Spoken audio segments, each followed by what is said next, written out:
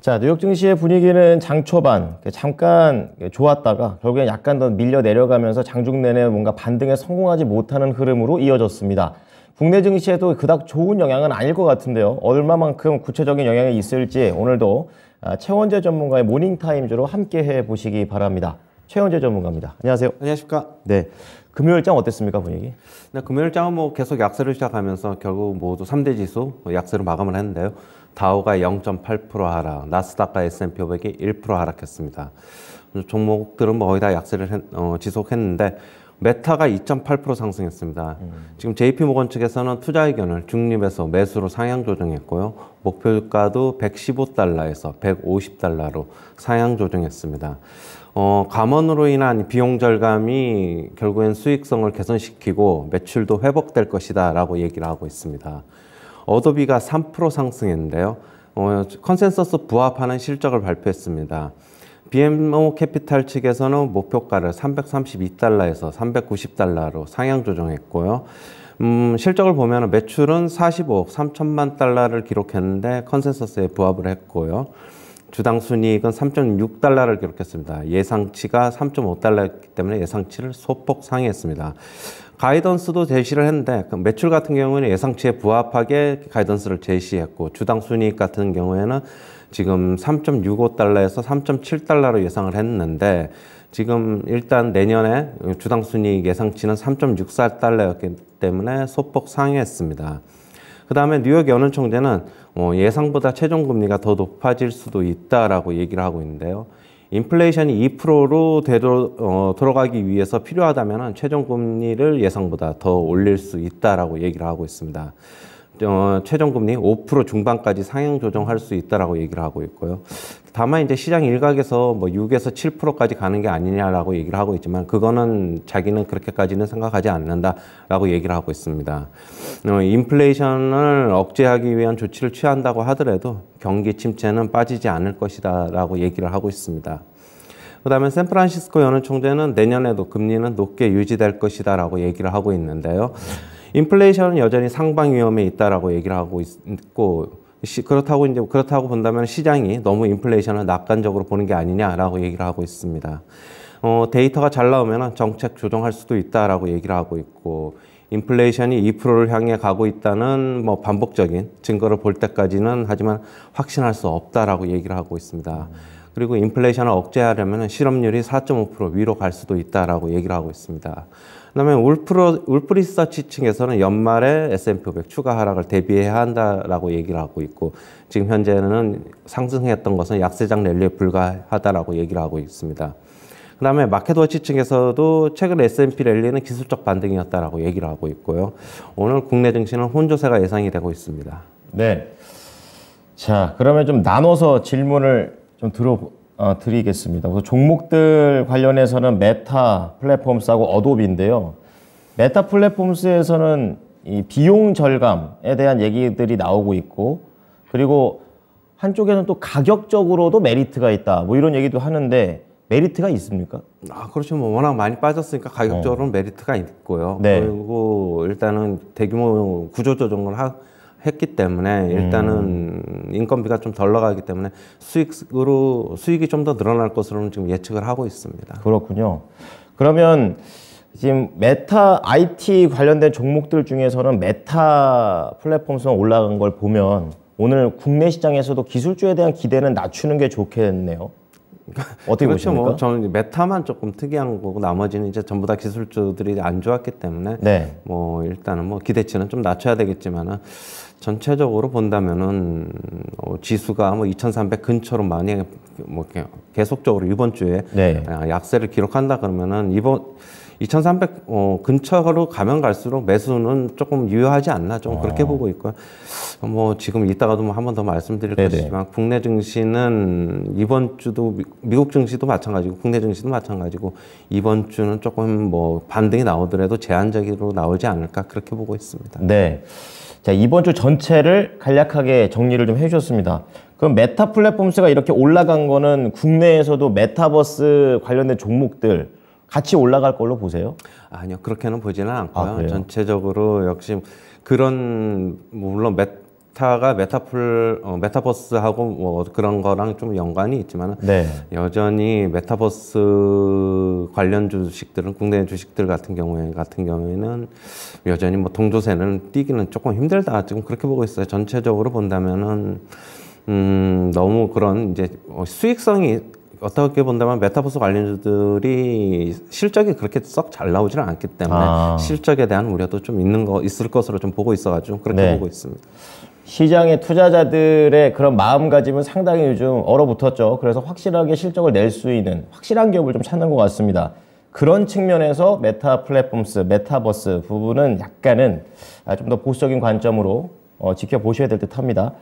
자, 그리고 어도비는 또 대표적인 IT 소프트웨어 업체가 되겠습니다. 뭐 포토샵, 그리고 편집 프로그램 이런 거 만드는 그런 회사인 걸로 알고 있는데 어도비가 이렇게 가는 거 보면은 IT 성장주 중에서도 뭐 다 떨어질 것 같지는 않고 뭐 소프트웨어나 이쪽은 괜찮다고 봐야 되는 겁니까? 아니요, 이 소프트웨어 나머지 주식들은 뭐 안 좋았거든요. 네네. 그렇게 본다면은 역시 실적이 뭐 어떻게 좋은 실적을 발표하면서 그리고 가이던스도 긍정적으로 발표를 하면서 주가가 상승한 것으로 보고 있어요. 네. 어제 이제 메타나 보시면은 메타 그다음에 어도비 잠깐 보시면 차트 한번 보시면 예. 메타 같은 경우에도 결국엔 상승을 했지만은 음봉으로 마감을 했고 그랬군요. 어도비 같은 경우에도 상승을 했지만 음봉으로 마감을 했어요. 뒷심이 약했네요. 네, 그렇게 본다면은 뭐 좋은 소식에 증권사 리포트가 좋게 나왔지만 그걸 시장 분위기가 안 좋으니까 상승세 그렇게 뭐 어떻게 본다면은 좋은 소식에서 매도를 취하는 투자자들도 많았다라고 보고 있고 일단은 시장이 안 좋으니까 일단은 수익을 좀 챙기자 그런 것도 좀 있는 것으로 보고 있어요. 그렇군요. 결국에는 이제 투자 심리가 안 좋았다는 것을 바로 보여주는 것 같습니다. 오르더라도 그 종목에만 한정해서 오르는 그런 흐름을 보여줬기 때문에 오늘 이러한 미국 증시의 흐름 자체가 국내로 바로 직결될 거다 이렇게 생각하는 것은 조금 더 신중하게 접근할 필요가 있어 보입니다. 자, 그럼 이번에는 발언들 관련해가 좀 정리를 해보겠는데요. 뉴욕 연은 총재 뭐 3인자다 뭐 이런 얘기도 많이 제가 알고 있는데 최종 금리가 더 높아진다 이렇게 얘기하는 것 자체가 이미 말 자체가 부담스럽습니다. 얼마나 좀 올릴 것으로 좀 생각하세요? 일단은 뭐 저번에 이제 얼마 전에 FOMC에서 네. 점도표상으로는 5.1%까지 상승한다라고 지금 얘기가 점도표상으로 나와 있잖아요. 네, 그랬죠. 하지만은 결국에는 뉴욕 연은 총재 같은 경우에는 근원 PC가 물가가 안 잡히면은 더 올려야 될 수도 있다라고 변동성 얘기를 하고 뺀 있어요. 거요. 예. 예. 지금 12월달에 FOMC에서는 내년 말에 근원 PC가 한 3.5로 지금 예상을 하고 있어요. 그런데 이제 뉴욕 연은 총재 같은 경우에는 결국에는 정책 금리가 근원 PC보다 한 1.5% 정도 높은 게 적정하다라고 얘기를 하고 있어가지고 만약에 근원 PC가 뭐 4% 정도까지 가면은 1.5 더하면 5.5%까지 뭐 기준금리를 올릴 수도 있다라고 얘기를 하고 있고 한간에서는 뭐 6에서 7%까지 올리는 게 아니냐라고 얘기를 하고 있지만 뭐 그렇게까지는 자기는 보지는 않는다라고 얘기를 하고 있습니다. 전문가님이 보시기에도 6%, 7%는 좀 오버라고 생각하시죠? 그렇죠. 그건 완전 오버고요. 네. 굳이 뭐 제 개인적인 의견을 첨언을 한다면은 저는 내년 2월에 FOMC에서 25bp만 올리고 3월에는 안 올리지 않을까라고 그렇게 보고 있어요. 추가적인 데이터, 즉 지표를 봐야 되겠지만은 물론 CPI가 굉장히 중요합니다. 지표 봐야 되겠지만은 결국에는 계속적으로 좀 안정이 될 것이라고 보고 있어가지고 결국에는 내년 2월에 한 번 올리고는 계속 동결로 가져가지 않을까 그렇게 보고 있어요. 그렇군요.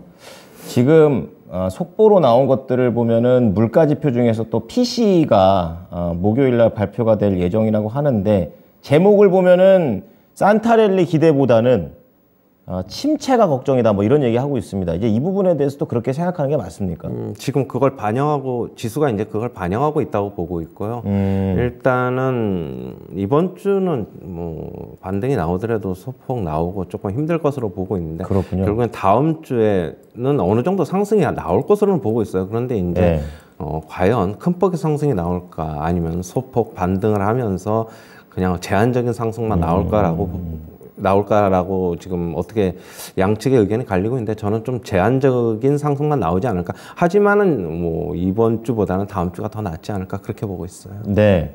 자, 제한적인 상승 속에서 이렇게 등락하는 거를 잘 종목으로 대응하면 되겠다라는 생각이 드네요. 자, 다음에 봐야 될 게 샌프란시스코 연은 총재인데 이분은 또 높낮음을 얘기하는 게 아니라 이제 얼만큼 길어질까 이런 얘기를 하고 있습니다. 뭐 길게 한다는 게 내년 내내 높은 수준을 유지한다는 건지 그게 좀 확실하게 안 나와가지고요. 어떻게 봐야 됩니까? 일단 월가에서는 결국에는 내년 9월 정도에는 9월, 예. 결국에는 금리 인하가 있지 않을까라고 예상을 하고 있고 그렇군요. 지금 하지만은 연준 측에서는 내년에는 금리 인하 없다라고 지금 못을 받고 있어가지고 네네. 서로 이제 의견이 상반되는데 아, 물론 연준의 말이 맞을 수도 있고 월가의 말이 맞을 수도 있는데 네네. 일단은 월가는 일단 침체가 오면 연준이 인플레이션도 내년에 계속 떨어지면 못 버티지 않겠느냐라고 보고 있어요. 계속적으로 뭐 지표를 확인하면서 결국에는 대응을 해야 되지 않나 그렇게 보고 있고요. 뭐 내년 말에 있을지 내년 그다음에 후년 연초에 금리 인하가 있을지는 네. 솔직히 잘 모르겠는데 결국에는 뭐 몇 달 앞당겨서 하느냐 아니면 몇 달 후에 하느냐 저는 그 차이점이라고 보고 있어요. 그렇다고 본다면은 어느 정도 월가 측에서 금리 인하에 배팅하고 있는 거는 맞지 않나 그렇게 보고 있습니다. 네. 자, 이렇게 주요 인사들의 발언을 좀 달아봤고요. 이번에는 이제 그 현지 외신들 또 관련된 리서치 회사들 얘기 좀 다뤄보겠는데요. 울적합니다. 이 울프 리서치 쪽에서는 추가 하락 대비해야 된다 이러는데 추가 하락이라는 게 전문가님은 약간 좀 이제 제한적이다라고 얘기하셨는데 추가 하락 좀 약간 배치되는 것 같습니다. 어떻게 생각하십니까? 울프 리서치 측에서는 뭐 결국엔 산타랠리 없는 것으로 보고 있고 그렇군요. 뭐 마켓워치 조금 있다가도 얘기하겠지만은 네. 거기에서도 산타랠리는 없는 것으로 보고 있어요. 현재 랠리는 최근에 10월서부터 계속적으로 조금 제한적인 랠리가 왔는데 네. 결국엔 그거는 모두 다 이제 기술적 반등이다라고 보고 있고 그건 저도 뭐 기술적 반등은 당연히 마찬가지인데 예. 그러나 하지만 마지막 주까지 저는 계속 얘기하지만은 계속 빠질까 하는 거는 좀 의구심이 있어요. 가령 예를 들면은 이번 네네. 주 후반서부터는 좀 분위기가 좋아질 수도 있다. 저는 그렇게 보고 있어요. 그렇군요. 저는 개인적으로 울프 리서치하고 마켓워치보다는 전문가님 의견이 좀 맞았으면 좋겠다라는 그런 생각이 있습니다. 산타가 과연 연말까지 있을지 없을지 계속해서 좀 팔로우 해드리겠습니다. 자, 그럼 국내 들어가 볼게요. 국내 증시 혼조를 예상하셨는데 어떤 근거인가요? 일단은 지금 어제 이제 금요일장 같은 경우에도 빠졌다가 소폭 약세로 마감을 했어요. 네. 결국에 외인들의 포지션이 중요하다고 보고 있어요. 결국에는 코스피 시장에서 금요일 날에도 거의 한 3천억 정도 샀고 선물 시장에서도 7천 개 이상 매수를 했다. 빠지면은 자기네들이 10월서부터 매수 기조를 유지를 해왔던 게 결국에는 손실을 입는 구간으로 접어들잖아요. 그렇게 본다면은 역시 가격 메리트가 좀 있는 구간에서는 사들어 온다라고 보고 있고 미국 증시의 하락보다는 제한적인 움직임이 나타날 것이다. 그렇게 보고 있습니다. 이번 주 한 주 내내 결국에는 뭐 등락을 소폭 거듭하지 않겠느냐. 하지만 마지막 주에는 한번 좀 기대를 한번 걸어보자. 좀 그렇게 보고 있어요. 좋습니다. 그러면 아까 말씀해 주셨던 게 초반에 2,300포인트 얘기해 주셨는데 이제 그게 딱 외국인들이 보는 가격의 메리트 그게 보면 되는 겁니다. 가격의 메리트 물론 지수상으로 본다면 인덱스상으로 본다면 그렇게 볼 수도 있지만은 그렇죠. 일단은 뭐 자기네들이 사들어왔던 가격대가 저번에 이제 저점이 장중 저점이 잠시만요. 예.